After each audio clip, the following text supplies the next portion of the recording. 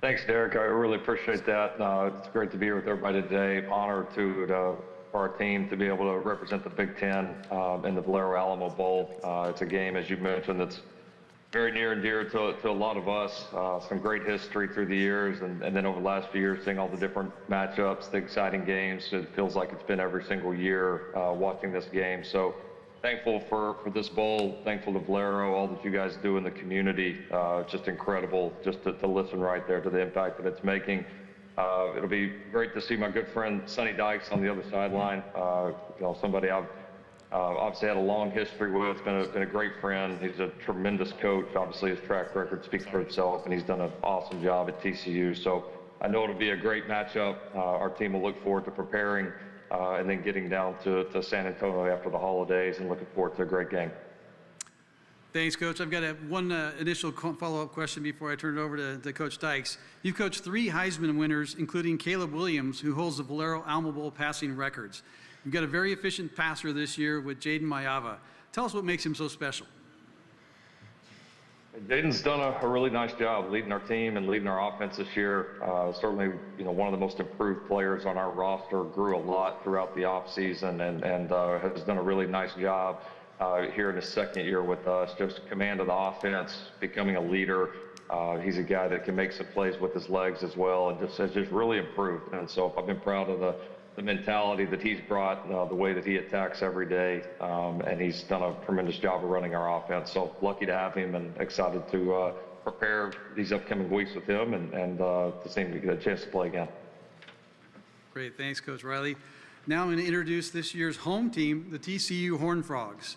TCU enters this year's Valero Alamo Bowl after posting wins over number 24 Houston on the road and a 45-23 victory over Cincinnati in the season finale to finish 8-4. The Horned Frogs are led by head coach Sonny Dykes, one of only 4 active coaches to guide 4 different programs to bowl appearances. He's also just one of 6 active head coaches to have coached in the CFP National Championship game. And he's our first son of a coach to walk the sidelines, as his dad, Spike Dykes, led Texas Tech in the 1996 Valero Alamo Bowl. Coach Riley and Coach Dykes, the Valero Alamo Bowl is thrilled to give your teams a full San Antonio Bowl experience in celebration for the upcoming season. So with that, I'm going to have an opening statement from Coach Dykes. Well, I just want to say thank you to the Valero Alamo Bowl on behalf of TCU. I know our fans are very, very excited about this opportunity to play against USC, one of the great programs in all of college football. We're very excited about the opportunity to go to San Antonio, stay in the state of Texas. It's a fantastic bowl game. I've had an opportunity to coach in it before. I've always felt like it's one of the top bowl games. Just being in San Antonio, I think, is such a great city, and we're just appreciative to Valero for what they have done and the difference that this bowl game will make in the community of San Antonio. We're fired up and excited, looking forward again to playing against SC, who's obviously one of the best programs in college football. Lincoln and I go way back. He's obviously an incredible coach, been remarkably successful, has done an incredible job of developing programs, and should be a heck of a ball game. I know our guys will be excited to play in the game, and I know our fans will be excited to come to San Antonio. So we're looking forward to it, and should be a great day. All right, now for the media portion. If you're on the Zoom call and have clicked the raise hand portion, we will call your name. Please announce your name and affiliation for your question, and please direct it to one of the coaches. And if you're here at the Alamo Dome, please raise your hand. All right, let's try it first. Stephen Johnson, Star Telegram. Do you have a question for either coach?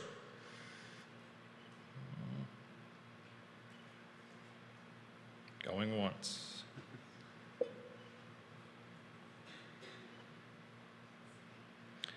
All right, let's move on. How about Los Angeles Times? Los Angeles Times, question for either of the head coaches? Yep, this question's for Lincoln. Lincoln, these are obviously 2 really high-powered offenses in this game. I know you can't always be sure, how much of your roster you're going to have available for this game, but I wonder offensively especially, are you expecting to have Waymond available? And also, do you know, in terms of Makai Lemon and Jacoby Lane, whether they're planning on playing in the bowl?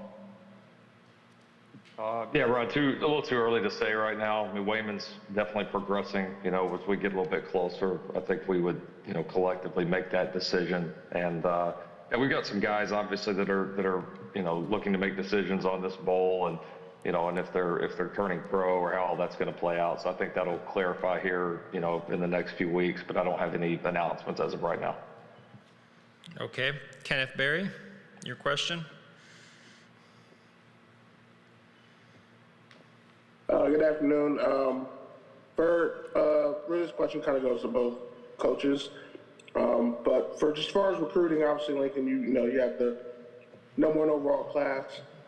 Going into this game, how much do you feel is it an even bigger chance to maybe even flip some names that we haven't heard of, or just add to the recruiting class that you've already gotten to winning this game? And for Coach Dykes, his defensive coordinator, Avalos from the IE, a legend, so he kind of gets a chance to play against USC. So how's your staff kind of warmed up and just prepared for this offense and what they're going to be doing?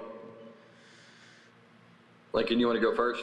Yeah, I'll start off. Yeah, I think anytime you get a chance to play in a big bowl game, national TV against another really good program, it's a great opportunity, to showcase, what your program is about. And so, we'll certainly take that opportunity and do our very best with it.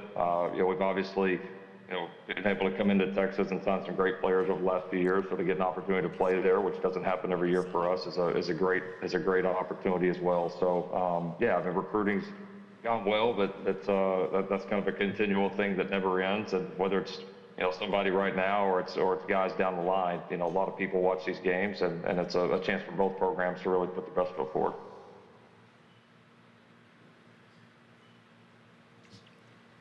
Coach Dyke? Just to follow up with that, as Lincoln said, I think, you look at the history of this bowl game, there's a lot of eyes on this game, always has been. I think it's a great time slot, the day before New Year's Eve, and I believe it's 8 o'clock Central Time. So I would expect the game to be, widely viewed, a lot of eyes on the game, which obviously helps in recruiting. I know you asked specifically about Andy Avalos. Yeah, Andy's done a tremendous job. He's been here now 2 years. This is his second year. We've made huge progress, defensively. He is an incredibly hardworking guy. Defense, I think, has taken on his personality. The guys like to play together. They really like each other. They care about each other. They play hard. I know our players are looking forward to having a chance to, again, to compete against one of the best offenses in college football. And so it'll be a big challenge for us defensively, but I know Andy will get the guys ready, and I'm sure they'll play hard. Derek?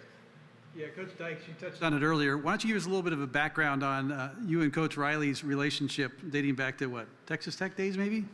Yeah. So Lincoln was a player when I was coaching at Texas Tech, and then transitioned to coaching for us, and did an unbelievable job. He was one of those guys that, you could tell early on in his career that he was going to be very successful. Really smart, thoughtful guy, that hard worker, kind of always a little more mature beyond his years. So we've known each other a long time. I think I've known Lincoln probably since he was 18 years old. And so we've got a strong friendship and something that goes back a long time. I've been really proud of his career and all the accomplishments that he's had. And it's fun to have a chance to run into him in the off season and spend some time together. Thank you, Coach Dykes. Media, we have a question from Shotgun Sparling. Yeah, Shotgun Sparling with USCFootball.com. For both coaches, how important is this game as a springboard heading into the 2026 season? Go ahead, Sonny.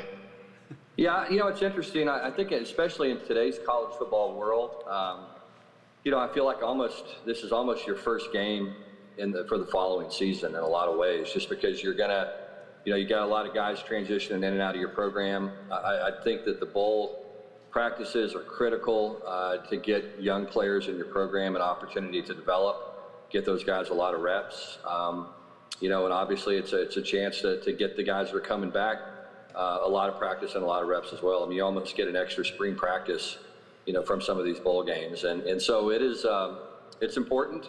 I think it's really, really important with the development of your players, especially, again, the young ones. And I think you can catch some momentum. I always believe that you play well in the bowl game, it carries over to the offseason, and I think that carries over to next season as well. Yeah, I think Coach Dyke said it well. I mean, it's the way these games have evolved. It does feel like in some ways the end of this year, and in a lot of ways the beginning of the following year as your roster evolves. And yeah, probably the most valuable part of the entire experience, I agree, is the practice time with the guys. It's critical. It's critical, and there's so many guys I think we could point to, I'm sure, in our careers that maybe they didn't have a big impact during the season, on Saturdays, and they developed through that bowl time, maybe went in there and had a good bowl game, and then their career, really seemed to take off from there. So, yeah, we're looking forward to advantaging the time and the opportunity as much as we can. Thank you, Coach. Ryan, did you have a follow-up? I did. Different question, though. Lincoln, I'm just wondering, they mentioned your previous Alamo Bowl experience, that being one of the first times you got to call plays. What do you remember from that day and that whole experience? Yeah, it was kind of one of the more probably like emotional games that I've been a part of. Obviously, that was when kind of all the controversy was going on with Mike Leach and Texas Tech, and we were kind of caught there in the middle of it, and so an opportunity arose out of not a very positive situation, and our staff and players that day were able to bind together and take a situation that wasn't very positive and make it a cool memory. Yeah, I mean, I was pretty young at the time, and it was very, very unexpected. It was a tough moment for us all, because I think we all kind of knew that that great thing that had happened at Texas Tech, and obviously from Coach Dykes' dad moving down. Obviously, Coach Dykes was a huge part of that staff through the years, and all the success that had happened at Tech. Like you knew it was kind of over, like that era was over, and it was I think kind of a strange time for us all, but it was a magical night, and it was cool to see everybody come together. And yeah, I mean, I think that's one of those nights if you're fortunate enough, like Sonny and I have been, to get some pretty cool opportunities in this business, you have to have some nights like that where, you might look back and say, if this didn't happen, would we have gotten these opportunities? Would we have had a chance to coach at some of these places or experience what we have? And that's definitely, one for me that I still remember like it was yesterday. Thank you, coaches. Derek? Yeah, I'll close by saying thank you to both coaches for joining us today in this press conference to help promote what we know will be one of the best bowl games in the bowl season.